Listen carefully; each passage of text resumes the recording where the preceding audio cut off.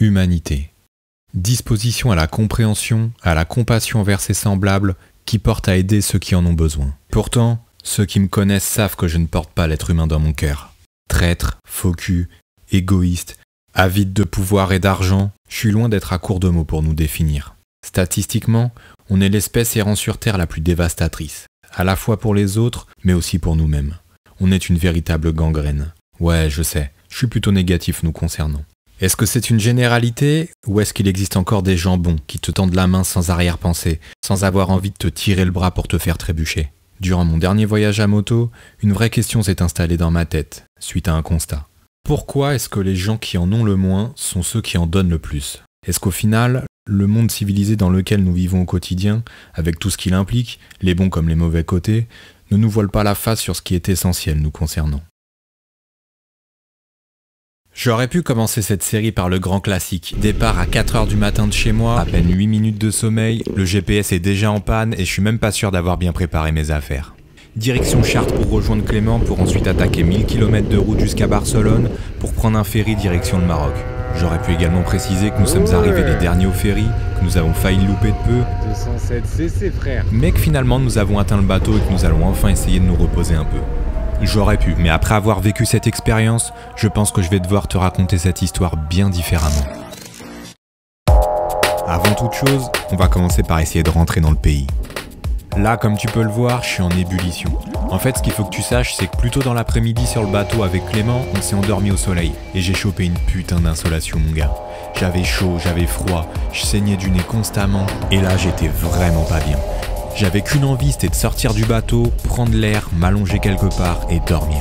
Mais avant tout ça, on doit encore passer la douane marocaine. Si t'as suivi mon voyage en direct, il y a un truc que je t'ai pas dit. J'avais le drone dans le sac. Et je sais pas si t'es un petit peu au courant des lois concernant les drones au Maroc, mais les drones sont strictement interdits. Normalement, t'es censé le déclarer à l'arrivée, ils te le prennent, et à mon avis, tu le revois jamais. Si tu le déclares pas et que tu le fais voler au Maroc et que tu te fais prendre, c'est au minimum une grosse amende, et il y en a certains qui parlent même de peine de prison. Et tu peux même pas jouer la carte du mec qui savait pas que c'était comme ça au Maroc parce que c'est placardé partout à la douane. T'as des panneaux qui te l'expliquent clairement en arabe et en français. Là du coup, ça me fait 2 raisons d'avoir chaud. ouais, c'est un peu comme ça. Mais ça la bonne. Ouais, ça va. Comme je te disais tout à l'heure, pas de GPS pour ce road trip. Une simple carte et Google Maps en guise d'aide au cas où, une fois que j'aurai trouvé une puce marocaine. Du coup, on galère pas mal à la sortie du bateau. On enchaîne les barrages routiers et on décide de trouver un spot sur un bord de route. On suit un petit chemin que l'on pensait tranquille à la base. Mais des mecs armés sortent de nulle part et nous barrent presque la route. Tout ce que je peux te dire, c'est que c'était ni des militaires, ni des policiers. Étant donné que nous nous trouvons dans une zone où le cannabis pousse en abondance, le lien était rapide à faire. Demi-tour et on trouvera mieux. On finit par faire un petit aller-retour à Ceuta, une espèce de petite terre appartenant à l'Espagne qui est directement située sur les côtes marocaines. On se tape donc un double contrôle à la douane. Un pour rentrer à Ceuta et un pour en ressortir aussitôt. C'est parfait, avec mon drone dans le sac, on joue pas trop avec le feu depuis notre arrivée. Et y a mon collègue en moto, la même. Sur ton compte du Maroc. On fait les pleins d'essence et on décide de prendre l'autoroute. On va essayer de se positionner au mieux pour pouvoir faire ce que j'avais prévu de rouler demain. Il est 5h du matin et on est cuit. Du coup, on passe le premier péage et on s'endort à même le sol sur un parking d'autoroute. On peut difficilement faire pire pour une première nuit, je te l'accorde. Mais vu que le soleil se lève tôt, que Clément est HS et que moi j'ai la tête qui tourne avec mon insolation, ça fera l'affaire. Je t'avoue que depuis mon arrivée ici au Maroc, je me demande clairement ce que je fous ici et si c'était vraiment une bonne idée. Mais je pense que mon état physique y joue pour beaucoup. Objectif de demain, trouver un bon café et de quoi manger. On va reprendre des forces et attaquer ce road trip dans les meilleures conditions possibles.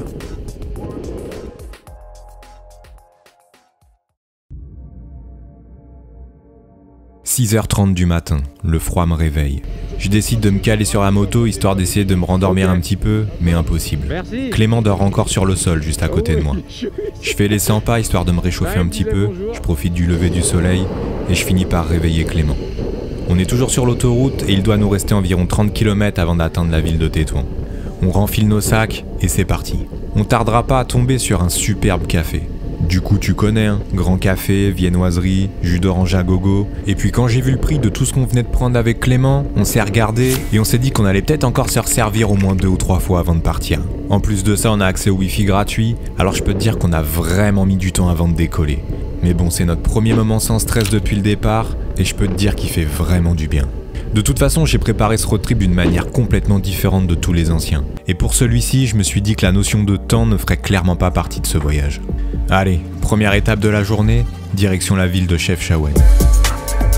Au fait, pourquoi le Maroc? On voulait contraster avec l'Islande tout simplement. Après avoir fait un pays où les conditions climatiques sont froides et humides, on voulait faire l'inverse.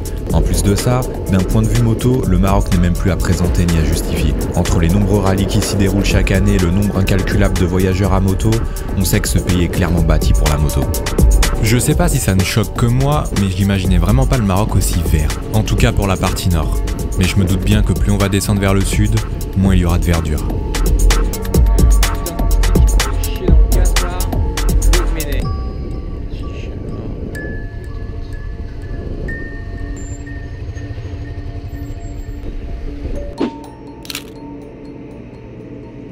Merzouga. Ah, Marzouga, Si. c'est kilométrage. Kilométrage.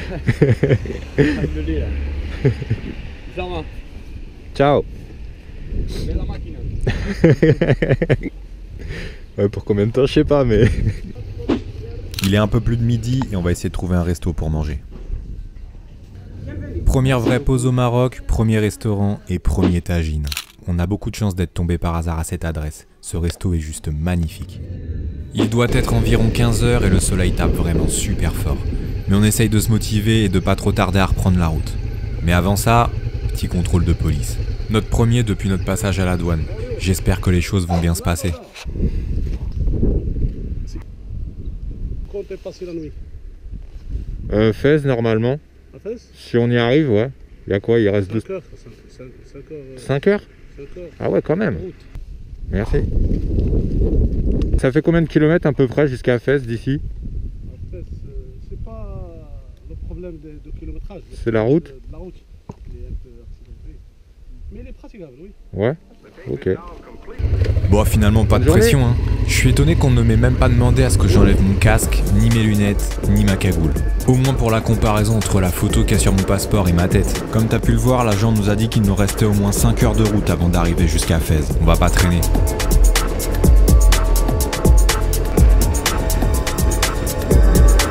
En soi, on pourrait très bien s'arrêter avant, mais je te rappelle que ça fait plus de 3 jours qu'on s'est pas vraiment posé avec une bonne nuit de repos. C'est pour ça qu'on veut vraiment arriver à Fès. Trouver un hôtel, trouver de quoi se doucher et se reposer. On en a vraiment besoin.